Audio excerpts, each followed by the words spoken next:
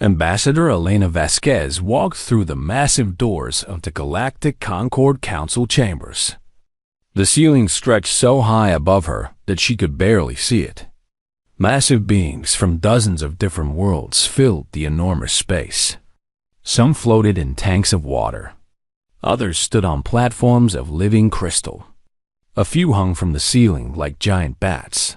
Elena made her way to the small section marked for humans. It was tucked in a corner, barely big enough for 3 chairs. She had been coming to this same spot for 15 years. The location never changed. Humans always got the corner seat, like children at the adults' table. Today felt different, though. Elena carried a small data pad in her hands. On it was information that could save millions of lives. She hoped the council would finally listen. The session began when a deep voice echoed through the chamber. High Harmonizer Kelthara of the Zephyrs called for order. Her body looked like a living diamond, tall and beautiful. Light seemed to dance inside her crystal form as she spoke. "The council will hear today's reports," Kelthara announced. One by one, different species gave their updates. The Silithy talked about trade routes. Their plant-like bodies swayed as they spoke in voices that sounded like wind through leaves. The deepmost delegation gurgled their reports from their water tanks. Elena waited patiently for her turn. Finally, Kelthara's attention turned to the human section. "The junior species may present their concerns." Elena stood up. Even after 200 years, humans were still called the junior species. She had heard that phrase so many times that it barely stung anymore. "Thank you, High Harmonizer," Elena said.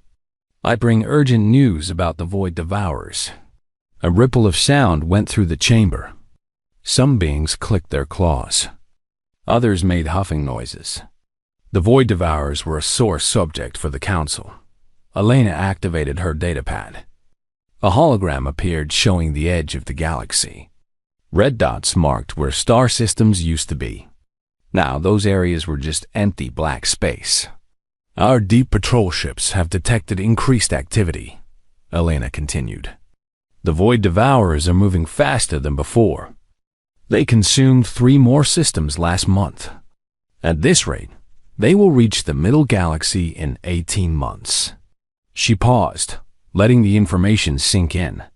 Humanity requests emergency powers to organize a rapid response force. We need to strike fast before they gain more strength. The chamber erupted in noise. Beings clicked, chirped, and gurgled at each other. Elena could hear fragments of conversation in dozens of languages. Barbaric. As always, someone said. Humans.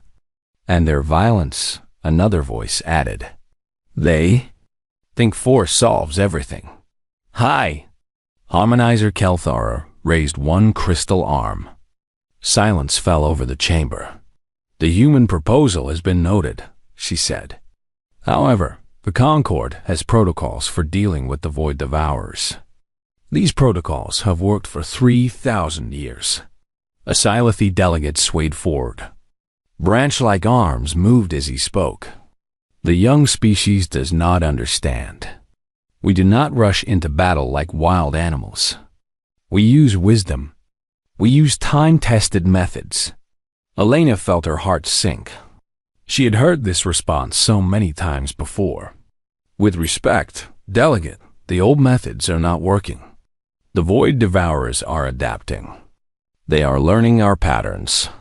Nonsense, gurgled a voice from the deepmost tanks. The containment fields have always held.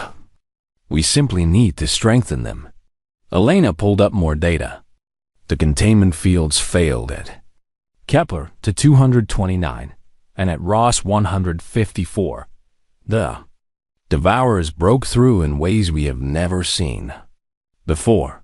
Perhaps human equipment was faulty, suggested another Zephyrian. Crystal laughter tinkled through the chamber. Elena felt her face grow hot. Human technology had saved the galaxy dozens of times. Human ships were the ones that went into dangerous areas when others would not. Human engineers fix problems that other species could not solve. But none of that seemed to matter here. I request a formal vote on emergency authorization, Elena said. High Harmonizer Kalthara nodded. Very well. All in favor of granting emergency military powers to the human delegation? One light appeared on the voting board. The human vote? All opposed? 847 lights filled the board like stars. Elena stared at the display. Not a single other species had voted with humanity. Not even the newer members who humans had helped join the council. The motion fails, Kalthara announced. The Concord will handle the Void Devour situation through proper channels. Elena sat back down. She opened a different file on her datapad. This one contained a document she had hoped never to use. It was titled, Formal Notice of Withdrawal from the Galactic Concord. She had written it 3 years ago, after the Council ignored human warnings about the plague on Centauri Prime. Humans had offered to help develop a cure.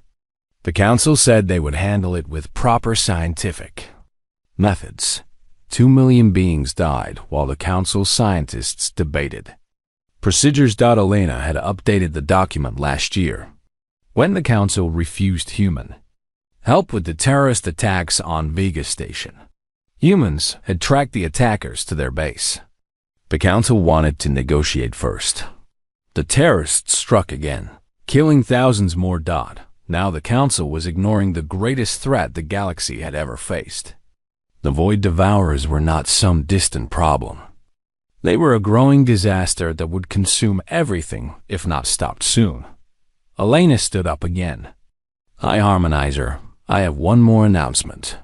Speak quickly, Kalthara said. We have moved on to other business. Humanity formally withdraws from the Galactic Concord. This withdrawal will take effect in 30 standard days. The chamber fell silent for a moment. Then laughter began. It started with the Zephyrians and spread through the chamber. Crystal chimes mixed with gurgling sounds and plant-like rustling. Another human tantrum. Someone said, they always threaten to leave when they don't get their way, added. Another voice. High Harmonizer Kalthara did not laugh. She studied Elena with eyes that sparkled like diamonds. You may file your paperwork with the administrative office. The Concord will survive without the junior species. Elena nodded and gathered her things. As she walked toward the exit, she heard the Council moving on to other business. They were discussing trade regulations for luxury goods. Outside the chamber, Elena activated her communication device. She sent a single message to every human settlement ship and station in Council space. The message contained just 2 words: quiet withdrawal. Within hours, the message would reach every human in the galaxy. They would understand what to do. They had been preparing for this day for years, hoping it would never come. Elena looked back at the massive doors of the Council chamber. For 200 years, humans had served the galaxy faithfully. They had taken the dangerous jobs. They had solved the impossible problems. They had kept the peace when others would not. Now it was time to see how well the galaxy could manage without them. Dr. Marcus Chen received the message while working in his laboratory on Station Harmony 7. He was studying samples from a new disease outbreak on the Rim worlds. The message appeared on his personal communicator with the highest security encryption: quiet withdrawal. Marcus set down his microscope and looked around his lab. He had worked here for 12 years. During that time, he had stopped 7 major plagues and countless smaller outbreaks. His early warning systems had saved billions of lives across the galaxy. Marcus opened his desk drawer and pulled out a thick folder. He had been updating it for months, just in case. The folder contained detailed instructions for his replacement. Everything was organized clearly, with step-by-step procedures for every piece of equipment. He walked to his computer and began typing his resignation letter. It was polite and professional. He thanked the Galactic Disease Control Center for the opportunity to serve.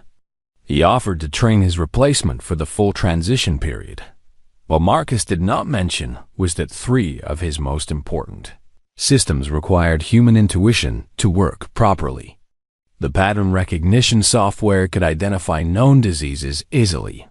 But when new diseases appeared, or when old diseases mutated in unexpected ways, the computers failed. Only human doctors seemed able to spot the subtle changes that meant trouble. Marcus had tried to explain this to his supervisors before. They assured him that their eye systems were more than capable. They did not understand that intelligence and intuition were different things. Across the galaxy, similar scenes played out in thousands of locations. Captain Sarah O'Brien sat in the command chair of the Deep Patrol ship Unity. Her crew included members from 6 different species. They had worked together for 5 years, exploring the dangerous void space between galaxies. Sarah's communicator beeped with the encrypted message. She stared at it for a long moment, then called her first officer to her ready room. Commander Vex High was a Silothy. His bark-like skin showed patches of different colors that indicated his mood. Right now, those patches were shifting between curiosity and concern. "Sir?" Vex High asked as he entered the room. "I'm transferring command to you, effective immediately," Sarah said. "My resignation is already filed with Starfleet Command." Vex High's color patches shifted to shock. Deep purple spread across his face. "Sir, I don't understand. Has something happened?" Sarah handed him a datapad containing all her command codes and protocols. "Nothing's happened. This is just something I need to do." "But the Void Space Patrols," Vex High protested. "The anomaly investigations. I'm not trained for those situations." Sarah almost smiled. Vex High was a good officer, but he thought like most non-humans. When faced with something unknown, he wanted to study it, catalog it, and develop proper procedures. Humans tended to trust their instincts and adapt on the fly. "You'll do fine," Sarah said. "Follow the protocols in the manual." What Sarah did not explain was that the manual only covered about 30% of what they actually encountered in void space. The rest required split-second decisions based on experience and gut feeling. Things that computers could not calculate and other species found difficult to understand. On the industrial moon of Kepler 442c, Chief Engineer Rodriguez was shutting down the quantum manufacturing plants. These facilities produced most of the advanced technology for the outer rim colonies. Rodriguez had designed many of the processes himself. His Zephyrian replacement, Engineer Shalanth, watched nervously as Rodriguez explained each system. The crystal being took detailed notes, but Rodriguez could see confusion in her sparkling eyes. "This part requires intuitive adjustments," Rodriguez explained, pointing to a complex control panel. "The quantum fields fluctuate in unpredictable ways. You have to feel when they're about to destabilize." Shalanth's crystalline form brightened with concern. "Feel? I need precise measurements and calculations." Rodriguez tried a different approach. "The computers will give you readouts, but sometimes the readouts are wrong. The quantum particles don't always behave the way the math says they should. When that happens, you have to trust your instincts." "But instincts are not logical," Shalanth replied. "How can I trust something that has no basis in science?" Rodriguez spent 3 more hours trying to explain, but he could see that Shalanth would never really understand. She would follow the procedures perfectly. When the procedures worked, everything would be fine. When the procedures failed, the plants would shut down. Rodriguez left detailed troubleshooting guides for every problem he could think of. But he knew that the real world would eventually present problems he had never imagined. That was when human creativity became essential. Similar conversations were happening across the galaxy. In research stations, military bases, hospitals, and factories, Humans were quietly preparing to leave. Dr. Lisa Park had spent 8 years developing new medications for alien biology. Her research had saved countless lives, but the Galactic Medical Council always questioned her methods. They said her approach was too experimental and insufficiently tested. Dr. Park understood alien biology in ways that other species could not. She could see connections that their computers missed. Her intuition told her which treatments would work, even when the theoretical models said they would fail. Now she was packing her research notes into sealed containers. Her deepmost replacement would have access to all her data, but not to the insights that had made the research successful. Commander Thompson oversaw the defense networks for the inner systems. His early warning systems had detected dozens of threats over the years. Pirates, terrorists, and scout ships from hostile species had all been caught by his networks. Thompson's systems worked because he understood that enemies did not always behave logically. They took risks that computers thought were impossible.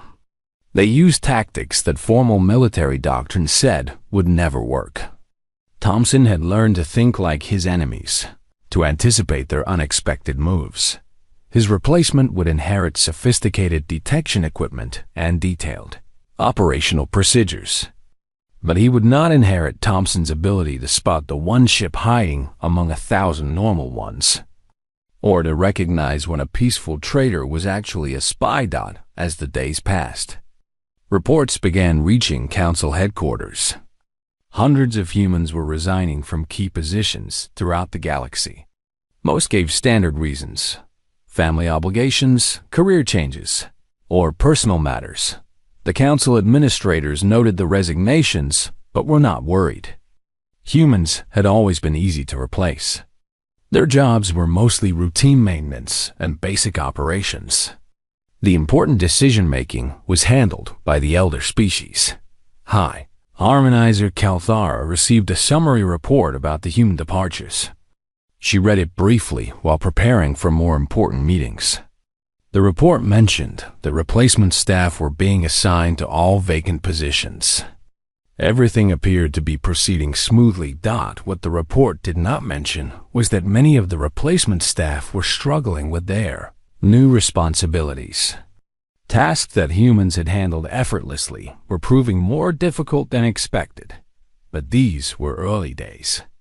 The Council was confident that any problems would be resolved quickly. After all, how hard could it be to replace the junior species? Elena Vasquez spent her final days on Council Station, packing 200 years of human diplomatic records. She worked alone in the small human embassy, sorting through files and memories. Tomorrow she would board the last human transport leaving Council space. The quiet withdrawal would be complete. Elena hoped she was wrong about what would happen next. She hoped the galaxy would prove that it could manage without human help. She hoped that her people's sacrifice would not be necessary. But deep in her heart, she feared that the Council was about to learn a very hard lesson about taking their guardians for granted. The last human transport ship departed from Council space at exactly 0900 Standard Time. Elena Vasquez stood on the observation deck, watching the stars grow smaller as they jumped to hyperspace. Behind them lay 2 centuries of service to the galaxy. Ahead lay uncertainty. Elena activated the ship's communication system one final time. Her message was brief and broadcast to every major world in Council space. The Galactic Concord has our gratitude for 200 years of cooperation. Humanity wishes you wisdom in the challenges ahead. Then she switched off the transmitter. The last human voice in Council space fell silent. 3 weeks later, the first problems began to surface. Dr. Shaloth stood in the Galactic Disease Control Center, staring at data that made no sense. A new plague had appeared on 3 rim worlds. The symptoms were similar to Rigelian fever, but the standard treatments were not working. Shaloth ran the samples through every diagnostic protocol in the database. The computers identified the disease as a 97% match for Rigelian fever. According to all logical analysis, the standard treatment should cure it within days, but patients were still dying. Shalanth tried variations of the treatment. She increased dosages, changed timing, and added supplementary medications. Nothing worked. If anything, the disease seemed to be getting stronger. She called up Dr. Chun's old files, hoping to find guidance. Chun had left detailed notes about unusual diseases, but most of his observations seemed unscientific. He wrote about gut feelings and suspicious patterns that did not show up in any computer analysis. One note caught her attention. When standard treatments fail, look for mutations in the infection mechanism. The disease may be adapting faster than our tests can detect. Shalanth ran new tests looking for mutations. The computers found nothing significant. But Dr. Chun's notes suggested other approaches that seemed illogical. He recommended examining patient behavior, environmental factors, and even social patterns around the infected areas. Shalanth tried to follow his methods, but they made little sense to her crystalline logic. How could patient behavior affect a biological disease? Why would social patterns matter for medical treatment? Meanwhile, the plague spread to 6 more worlds. Commander Vex High faced his own crisis in void space. The Deep Patrol ship Unity had detected an anomaly near the galactic rim. According to sensors, it was a standard gravitational disturbance. The protocols called for routine observation and documentation. Vex High followed the procedures exactly. He positioned the ship at a safe distance and began collecting data. Everything appeared normal for the first 6 hours. Then the sensors started giving contradictory readings. Gravitational fields fluctuated in impossible patterns. Space itself seemed to be bending in ways that violated physics. Vex High consulted the technical manuals. They described similar anomalies and provided standard responses. He tried each procedure carefully, but the readings only became more unstable. The ship's computer recommended immediate withdrawal, but Vex High's orders required him to investigate all anomalies thoroughly. He stayed in position, collecting more data and hoping for clarity. Captain O'Brien's old reports mentioned dozens of similar situations. Her notes described trusting intuition over sensors, making rapid decisions based on incomplete information, and treating void space like a living entity that required respect rather than analysis. Vex High found these reports frustrating. They were filled with unscientific observations and emotional judgments. How could space be treated as alive? How could intuition be more reliable than instruments? On the 12th hour, the anomaly suddenly expanded. The Unity barely escaped as space folded in on itself. The ship suffered minor damage, but Vex High realized how close they had come to disaster. According to Captain O'Brien's notes, she would have retreated after the first contradictory readings.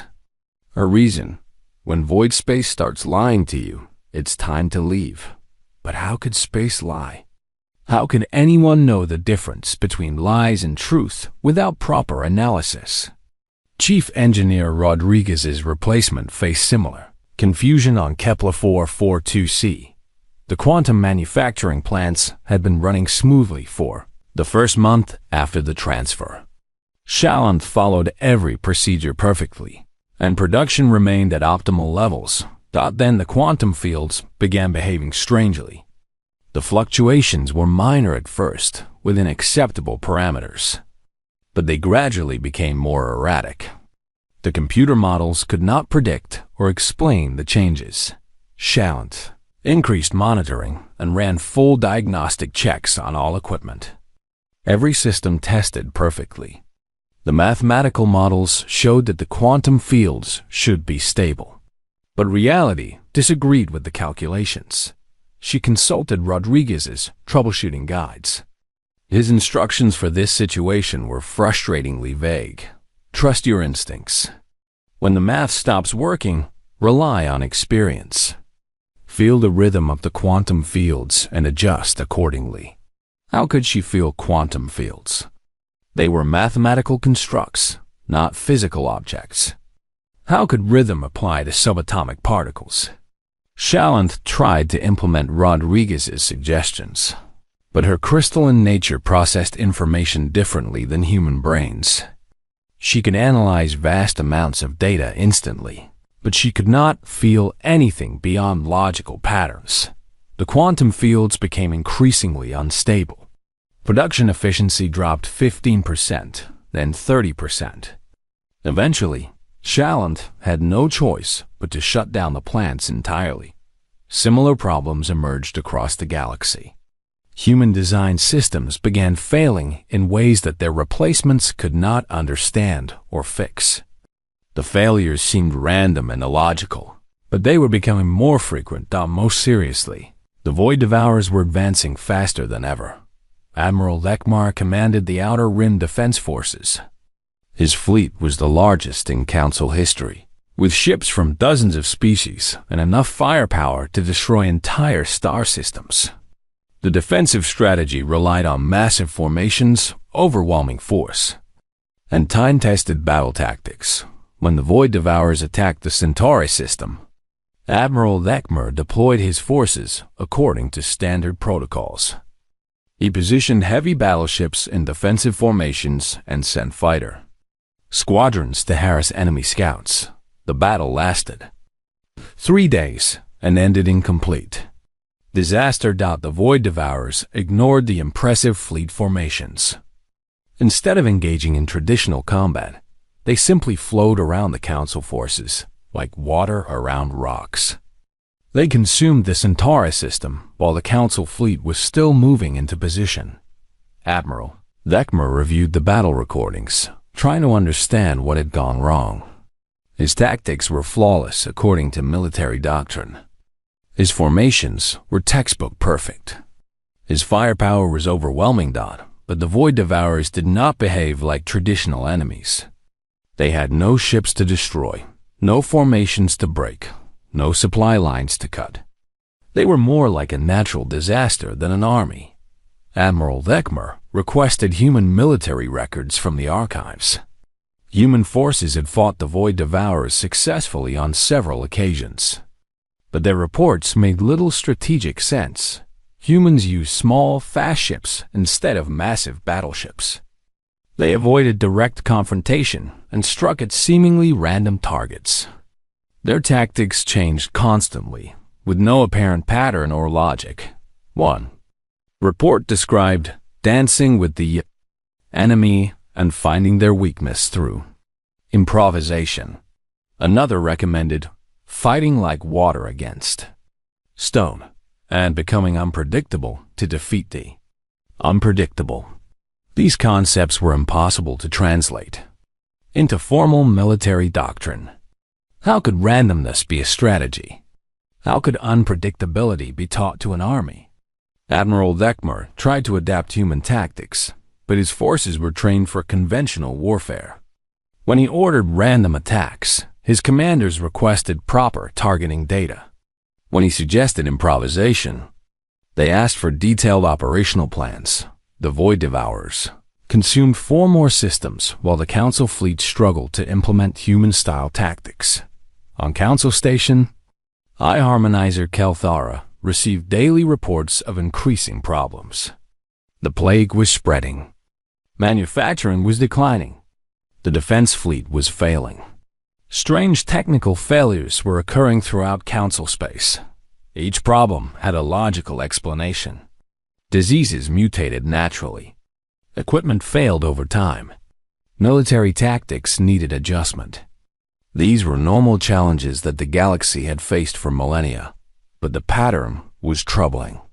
Most of the problems involved systems that humans had previously managed.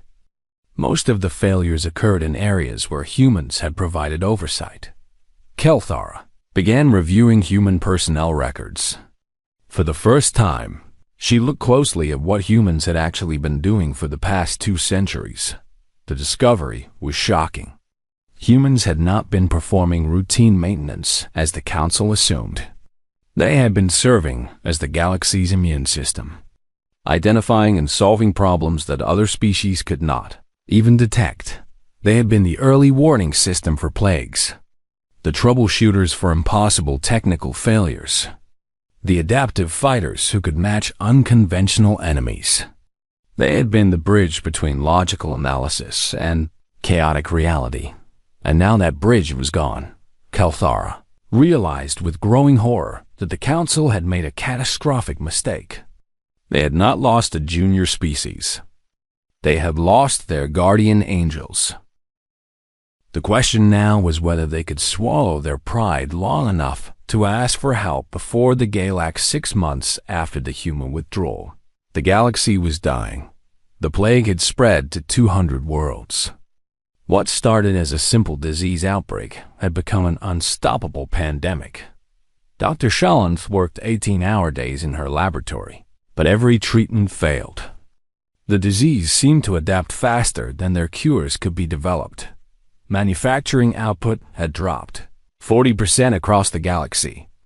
Quantum plants shut down daily when their replacement operators could not handle unexpected problems. Supply chains collapsed as critical components became unavailable. Most devastating of all, the Void Devourers had broken through the Outer Rim defenses. 12 star systems had been consumed in the past month. The Council fleet retreated after each defeat, unable to comprehend an enemy that refused to follow the rules of warfare. High Harmonizer Kelthara stood in her private chamber, surrounded by floating data displays. Each screen showed another crisis, another failure, another disaster spreading across the galaxy. The reports painted a picture of civilization in collapse. A soft chime announced a visitor. Her aide, Junior Harmonizer Relmus, entered the chamber with obvious reluctance. "Hi, Harmonizer. You requested the human personnel files," Relmus said, extending a data crystal.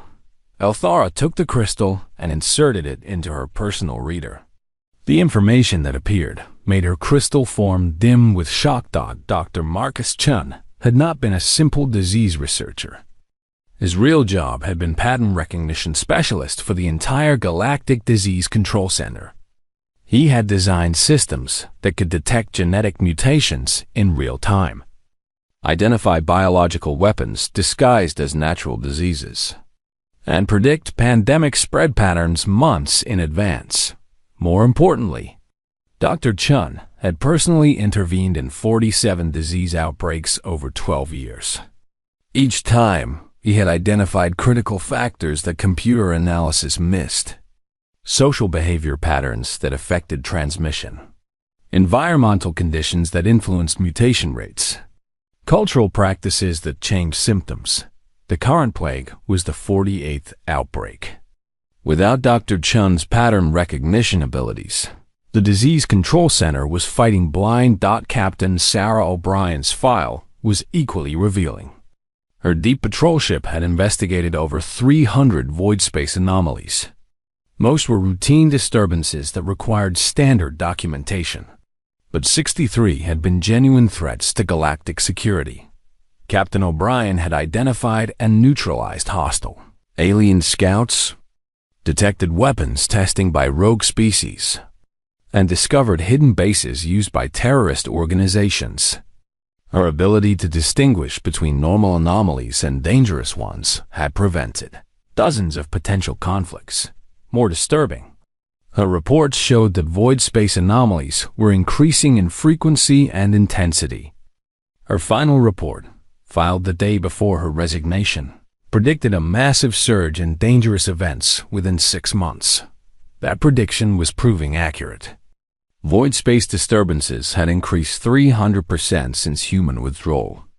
Without experienced human investigators, the Council had no way to determine which anomalies posed real threats. Engineer Rodriguez's file contained the most technical details, but the implications were just as serious. The quantum manufacturing plants he had managed produced 70% of all advanced technology in Council space. His routine maintenance had actually been creative, problem-solving on an unprecedented scale. Rodriguez, had developed solutions for manufacturing problems that should have been impossible to solve.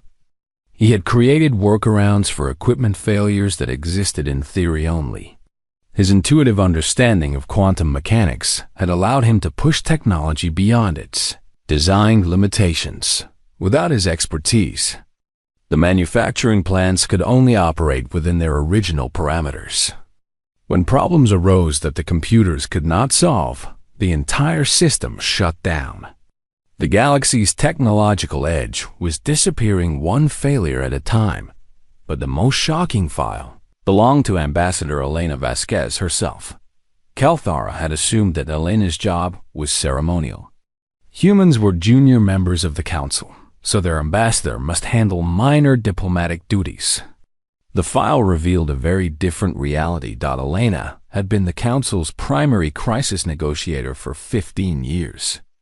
When other species failed to resolve conflicts, Elena stepped in with solutions that somehow satisfied everyone involved.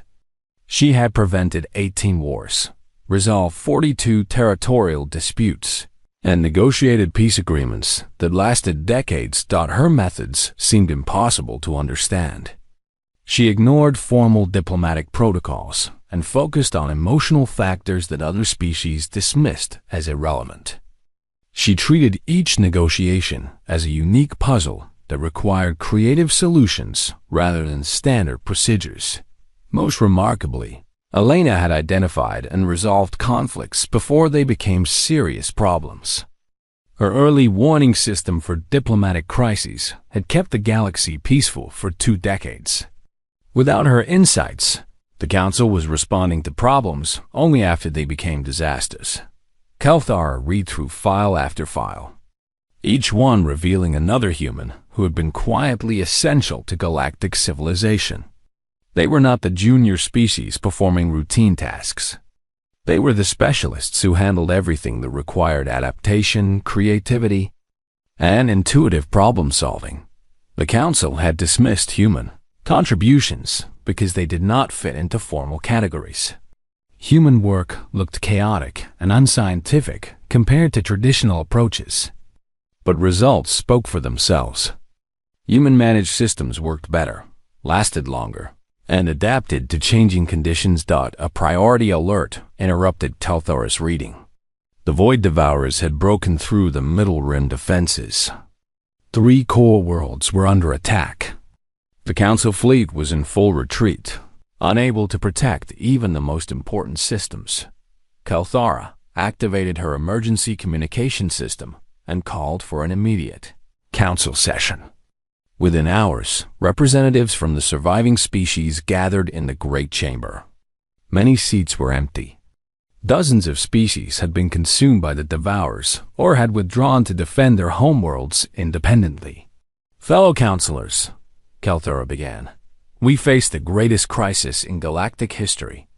Our traditional methods are failing. We must consider alternatives. A Silathi delegate swayed forward, his colors showing deep concern. High Harmonizer, what alternatives exist? We have tried every strategy in our databases. We must contact the humans, Kelthara said. Shocked silence filled the chamber. Several beings made sounds of distress. The deepmost delegation bubbled with agitation. Contact the junior species? Someone asked. What can they possibly offer that we cannot provide ourselves? Kelthara activated the human personnel files and projected key information for all to see. The humans were not junior partners. They were specialists in areas we did not recognize. They solved problems we did not know we had. The data displays showed the true scope of human contributions. Pattern recognition that prevented disasters. Creative problem-solving that kept technology functioning. Intuitive approaches that succeeded where logic failed. They were our immune system, Kelthara continued. They identified threats and neutralized them before we knew danger existed. Without them, we are defenseless against anything that does not fit our standard procedures. A deepmost representative gurgled from his tank.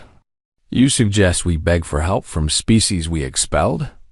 I suggest we acknowledge our mistake before the galaxy dies. Kelthar replied. The debate that followed lasted 6 hours.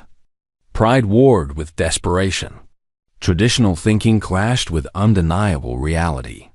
Some delegates argued that the Council could still solve their problems without human help.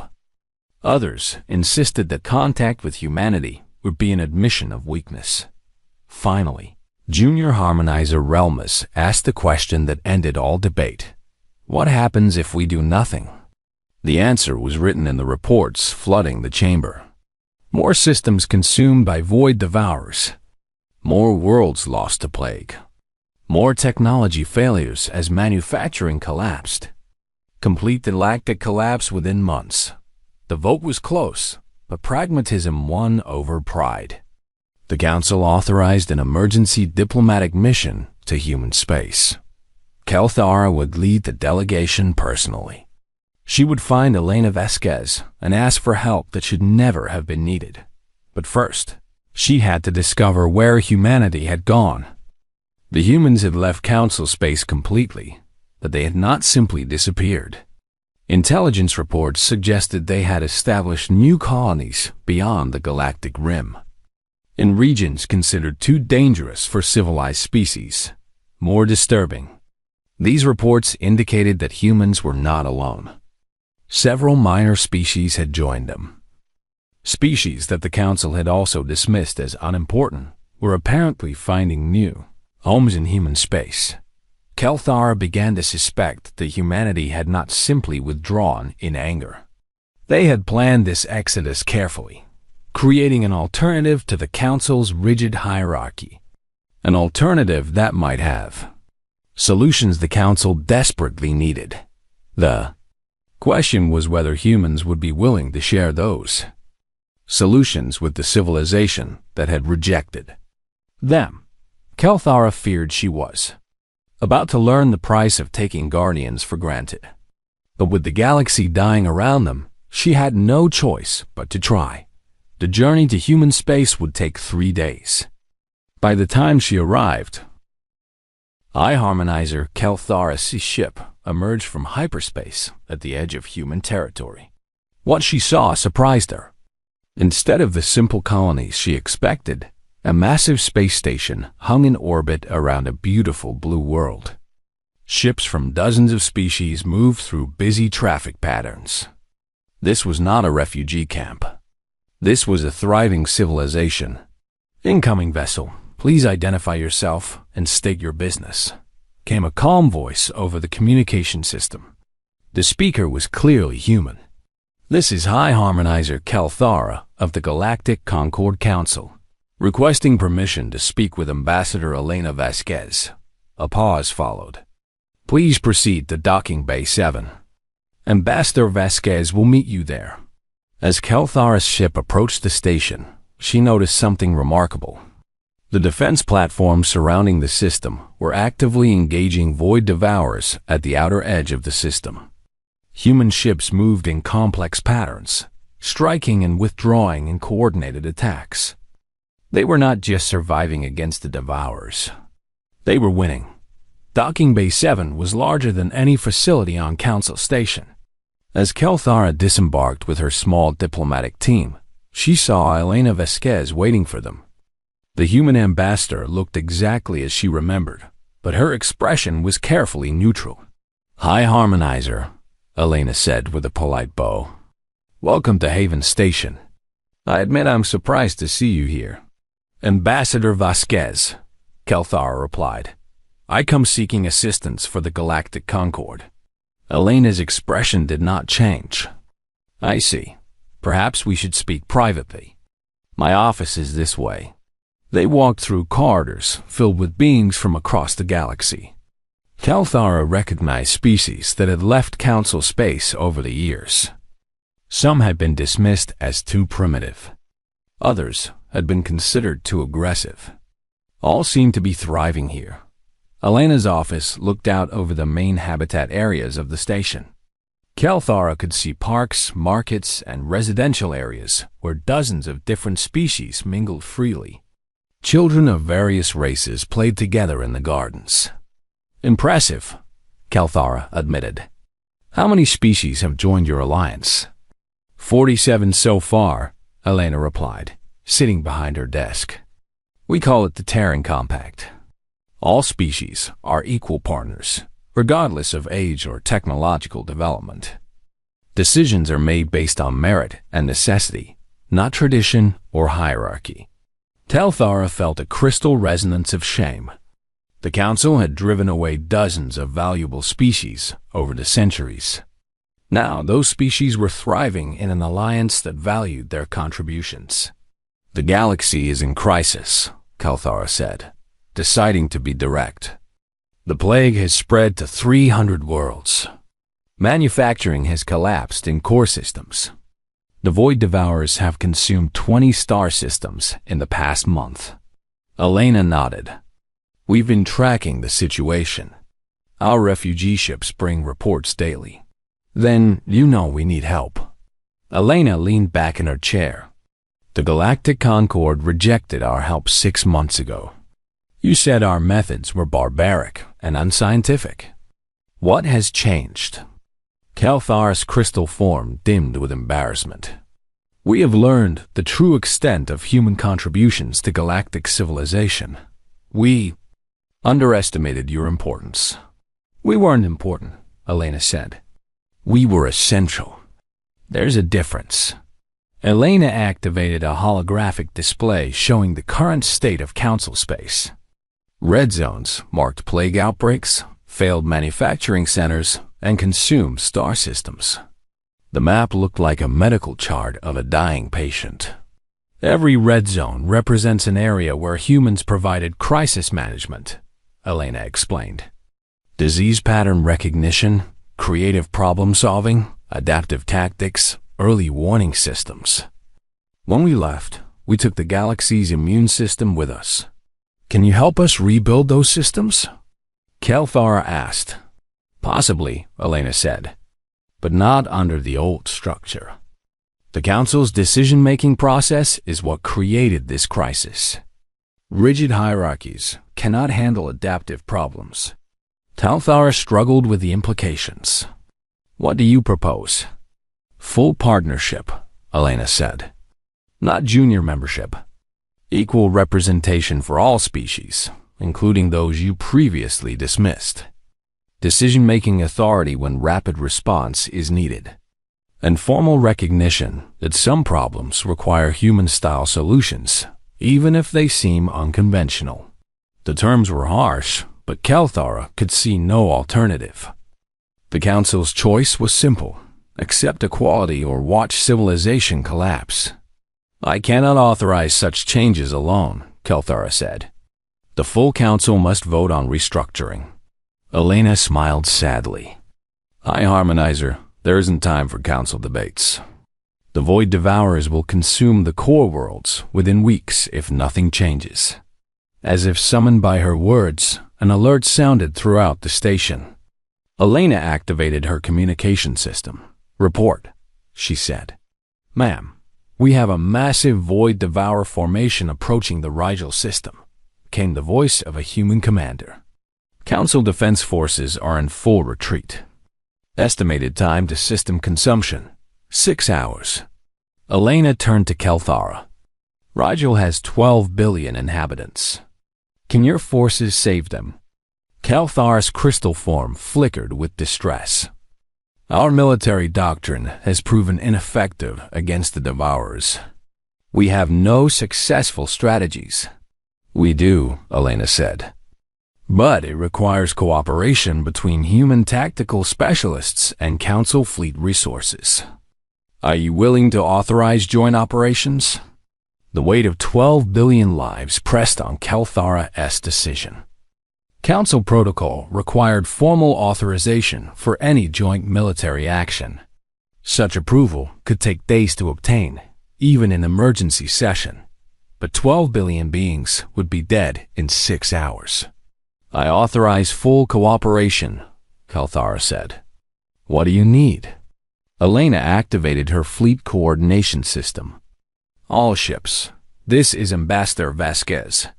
We have Council authorization for joint operations at Rigel. Implement pattern starfall immediately. The response was instant. Human ships throughout the system began moving in perfect coordination. At the same time, Elena opened communication channels to the fleeing Council fleet. Admiral Lekmer, this is Elena Vasquez. We're transmitting new tactical protocols for Void Devourer engagement. Please configure your ships according to our specifications. Ambassador, I don't understand these tactics, came the Admiral's confused voice. Your attack patterns appear random. Trust the process, Admiral. Human ships will provide tactical leadership. Your vessels provide firepower and defense. Follow our lead exactly.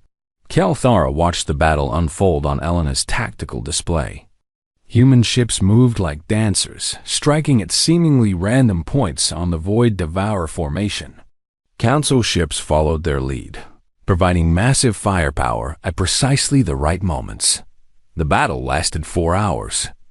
When it ended, the Void Devourer formation was broken and retreating. The Rigel system was safe. How? Admiral Lekmer asked over the communication system. Void Devourers are not military opponents, Elena explained. They're more like a natural phenomenon. You don't fight a hurricane with battle formations. You work around it, redirect it, and wait for it to exhaust itself. Kelthar stared at the tactical display in amazement. Your forces defeated an enemy that consumed 20 star systems. Not defeated, Elena corrected. Redirected. The Devourers are still out there, but we've learned to guide them away from inhabited systems. It's not a permanent solution, but it buys time. Time for what? Elena smiled for the first time since Kelthara's arrival. Time to find where they come from. Time to understand why they're here. Time to develop a real solution instead of just military responses. And the plague? The manufacturing failures? Dr. Chun is already working on the disease. He identified the mutation mechanism 3 hours ago. A cure should be ready within days. Elena activated another display showing production schedules. Our manufacturing specialists are training Council engineers in adaptive problem solving. Production should return to normal levels within a month. Kelthara felt overwhelmed by the speed of human response. Problems that had seemed impossible were being solved in hours. Why? She asked. Why help us after we rejected you? Elena looked out the window at the mixed species playing in the station's gardens. Because those children deserve a safe galaxy to grow up in. Because civilization is worth preserving, even when its leaders make mistakes. And because walking away from a crisis isn't really a solution. But the Galactic Concord must change, Kelthara said. Yes, Elena agreed. The old Council dies today. What rises in its place depends on whether your people can accept true partnership. Over the following weeks, Kelthara watched the galaxy transform. The new alliance combined Council resources with compact innovation. Species that had been dismissed as unimportant brought fresh perspectives to ancient problems. Decision-making happened quickly when crises demanded speed. Most importantly, the galaxy learned to value different types of intelligence. Logical analysis remained important, but intuition and creativity gained equal respect. The rigid hierarchies that had stifled progress gave way to flexible cooperation. The plague was cured. Manufacturing resumed. The Void Devourers were contained while scientists worked to understand their true nature. But the greatest change was cultural. The galaxy learned that strength came from diversity, not uniformity. That the best solutions often came from unexpected sources. That dismissing any species as junior was a mistake that could cost everything.